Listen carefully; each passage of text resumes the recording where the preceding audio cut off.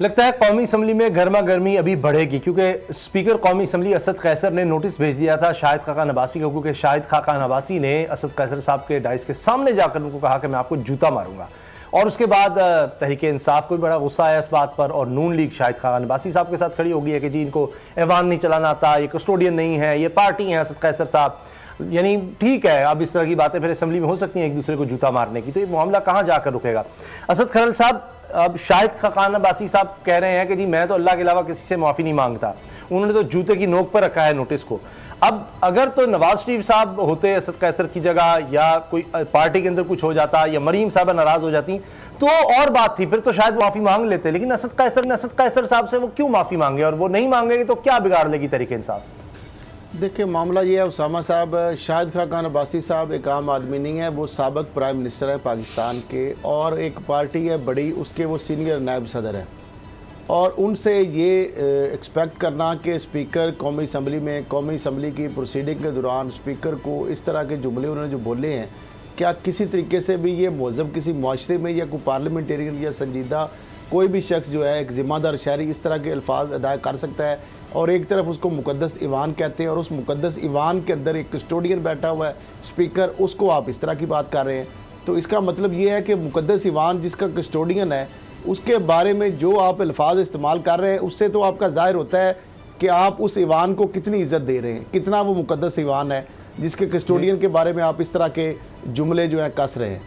तो एक तो शाहिद खाकान अब्बासी साहब जिस तरह ये कह रहे हैं कि मैं माफ़ी नहीं मांगूंगा, ठीक है वो ये कह सकते हैं, लेकिन उनका ये बयान भी गौर तलब है, बहुत सारी चीज़ें उनकी रिकॉर्ड पे। एक उन्होंने कहा था कि मैं नैब के केस में वकील नहीं करूँगा, वकील भी उन्होंने किया। फिर उन्होंने कहा कि मैं ज़मानत बेल अप्लाई नहीं करूँगा, बेल मैं ज़मानत जो है उसकी दरख्वास्त नहीं दूंगा, ज़मानत की दरख्वास्त भी उन्होंने दी। बहुत सारी ऐसी चीज़ें हैं जो कि थूक के उन्होंने चाटा है। तो फिर बात ये है कि पहले वो कहते हैं ना तोलो फिर बोलो, अभी जो उन्होंने बात इतनी बड़ी कर दी है, आपने कहा कि क्या उनको निकाला जाए, हाँ उनको अगर निकाल दिया जाए, इस तरह की कार्रवाई होगी तो फिर आप देख लेंगे, माफ़ी मांग लेंगे। मसला सिर्फ ये है कि वो डिटरमिन ये करेंगे कि इस नोटिस की अब अहमियत कितनी है। स्पीकर साहब ने नोटिस दिया तो वो ना हो जाए मामला जिस तरह बाबर वान ने कहा था कि नोटिस मिले और कख नहीं लिया, तो बाद में कंटेम्प्ट ऑफ कोर्ट का जो नोटिस मिला और लेकिन प्याज वाली बात है कि स्पीकर के पास क्या अख्तियार है, वो कर क्या सकते हैं। मेरा मतलब है कि ज़्यादा से ज़्यादा वो बाबर अवान को कुछ मुद्दत के लिए ईवान में नहीं आने देंगे, शाहिद खाकान अब्बासी साहब को, हाँ उनको नहीं आने देंगे। इसके अलावा ना तो उनको वो डिसीट कर सकते हैं, ना कुछ और कर सकते हैं। यही कर सकते हैं कि उनको उनकी मेंबरशिप को चंद दिनों के लिए सस्पेंड कर देंगे। फवाद चौधरी कहते हैं एक के बदले में 100 जूते मारेंगे, तो फिर यही होगा, फिर ये जुमले दूसरे को सुनाए जाएंगे। ये जरूर हो सकता है, ये जरूर हो सकता है कि कल पीटीआई की तरफ से ईवान में कोई खड़ा होकर, कोई जूनियर मेंबर खड़ा होकर शफकत अब्बासी साहब को या किसी और को कहे कि अगर तुमने बोला तो मैं तुम्हें जूता मार दूंगा।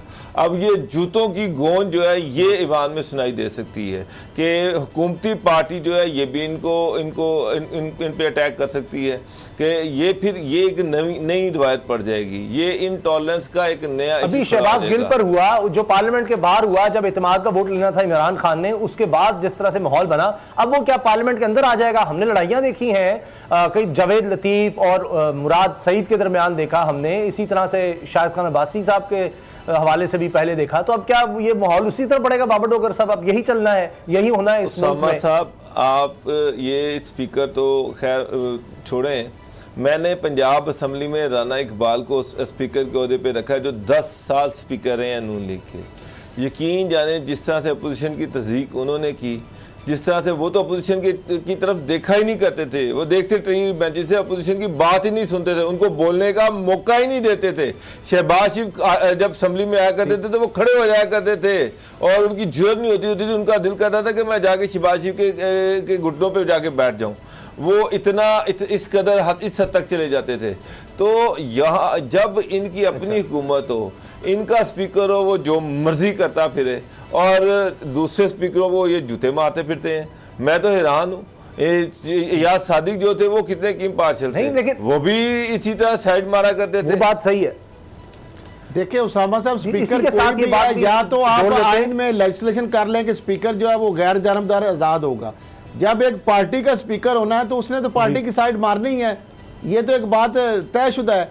जो जिस पार्टी का स्पीकर होगा वो उसी की बात करेगा, उसी को फेवर करेगा। या आप लेजिस्लेशन का अच्छा, इसके साथ असद खरल साहब आप दोनों से टाइम कम है। एक और बात उन्होंने बड़ी जबरदस्त की है, उन्होंने कहा चीनी स्कैंडल में पंजाब के वज़रा का क्या कसूर है। उनका तो कसूर ही नहीं है, जिन लोगों को बुला रहे हैं मोहसिन लगारी हो, दीगर लोगों को, कहते नहीं वजीर आजम असल जिम्मेदार है, विफाकी काबीना है, इनको जेल में डाला जाए जिन्होंने ये सारा यानी सब्सिडी दिया या कुछ किया है। तो मुझे तो याद आ रहा है कि शाहिद खाकान अब्बासी साहब भी वजीर आजम रहे हैं। कसूर की आएगी तो शाहिद खाकान अब्बासी साहब के ऊपर भी बनाए केस, वो भी वजीर आजम जब रहे हैं तो सब्सिडी उस दौर में नहीं, सबसे ज्यादा सब्सिडी शाहिद खाकान अब्बासी ने दी। तो आप सुलेमान जो था, सुलेमान शहबाज एक डेलीगेशन लेके शुगर मिल एसोसिएशन का उनके पास गया और उन्होंने 20 अरब रुपए की, ये तो 3.5-4 अरब की सब्सिडी ना, उन्होंने 20 अरब की सब्सिडी दी है। तो इनको तो सबसे पहले जेल में होना चाहिए कि जनाब तो तुमने किस चक्कर में इतनी बड़ी सब्सिडी दे दी।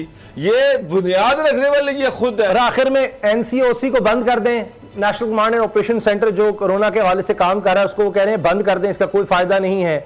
और तो अगर शहबाज शरीफ को बीच में लाया जाए, क्योंकि डेंगू के खिलाफ उनकी बड़ी खिदमात हैं और बड़ा उन्होंने काम किया था, अब तो रिहा भी हो रहे हैं, तो इसलिए अगर शाहिद खान अब्बासी साहब से ये मेरा ख्याल है ये मशवरा लिया जा सकता है कि अगर शहबाज शरीफ आ जाए तो फिर शायद एनसीओसी मंजूर हो। आपको क्या लगता है कि ठीक काम नहीं हो रहा, खत्म कर देना चाहिए, उससे बेहतर हो जाएगा ये मामला? देखिए डिस्परेट हुए पड़े हैं शाहिद खाकान अब्बासी से, क्योंकि 24 अप्रैल को उनको फिर नैब ने तलब कर लिया है। आपको पता है वो वामक के हवाले से जो उन्होंने कोई एक इलीगल, सर वो डरते नहीं है नैब से, तो मामला कोई मसला नहीं है उनके लिए। हाँ नहीं, मसला तो नहीं है, लेकिन फिर तरले भी करते हैं, फिर वकील भी करते हैं, फिर जमानतों की दरखास्तें भी देते हैं, पहले आप बढ़के लगाते हैं। तो मामला यही वजह है ना कि नैब अधूरे केस बना के छोड़ देता है इन लोगों को, और जब तक इनको मंतकी इंजाम तक नहीं लेके जाएंगे इन लोगों को इन केसेस के अंदर, तो ये लोग तो फिर इसी तरीके से अदारों को ललकारेंगे आके। और बात ये है कि ये जो सारी एनसीओस ने क्या गलत किया है, पूरी दुनिया के अंदर सराहा गया पाकिस्तान कम रिसोर्सेज के बावजूद, पाकिस्तान जो है कोरोना के हवाले से उसकी मईशत के अंदर इंडिकेटर इजाफा हुआ है, करंट डेफिसिट सारा कम हुआ है, रेमिटेंसेज जो आपको ज़्यादा आई हैं, अरबों डॉलर आपको ज़्यादा आए हैं, आपकी जो एक्सपोर्ट के अंदर इजाफा हुआ है। तो ये सारे इंडिकेटर जो हैं ये अगर सही जा रहे हैं तो फिर आप शाहिद खाकान अब्बासी साहब जो इदारे सही काम कर रहे हैं उनको भी कह रहे हैं बंद कर दे। तो ये तो कोई इसका कोई सर पाँव नहीं है बात की। और दूसरा वो कह रहे हैं जी बैनुल कौमी तौर पर सफरी पाबंदियाँ लग जाएंगी, तो ऐसी बात यह है कि कोई अच्छी बात करें आप मुल्क के लिए जो करनी है आपने, तो उल्टा आप वो काम कर रहे हैं जो दुश्मन मुल्क जो इस तरह अपने मुल्क के ऊपर हमले करते हैं या अपने मुल्क के लिए एक ऐसी चीज़ है जिससे नुकसान हो सकता है। यकीनन और बहुत कुछ करने की ज़रूरत है, लेकिन एहतियात करने की ज़रूरत है। मगर अगर हम भारत में देखें तो वहाँ तो रोज़ाना 3 लाख से ज़्यादा केसेस सामने आना शुरू हो गए हैं। तो अल्लाह ताला पाकिस्तान पर रहम करे, अल्लाह ताला जल्द अज जल्द ये वबा जो है इसको ख़त्म करे पाकिस्तान के साथ पूरी दुनिया से। ए नूरे खुदा नूरे बसीरत की तलब है, रमज़ान का सदका तेरी रहमत की तलब है, मख्फी हैं इसी माह में रहमत के करीने, गर्दाब से निकले हुए बख्शिश के सफीने, गोया है तेरे इश्क में हम सब बराबर, मजलिस को तू गुलदस्ता फिरदौस बना दे, रिंदों को सनाए शहलौलाक पिला दे, तू शम्मे कलम को यदे बैज़ाई अता कर, बच्चों को तो इफ्तार में तस्नीम अता कर। रमजान मुबारक की खुसूसी नशरियात रमजान में बोल, सिर्फ बोल एंटरटेनमेंट पर। रमजान में बोल।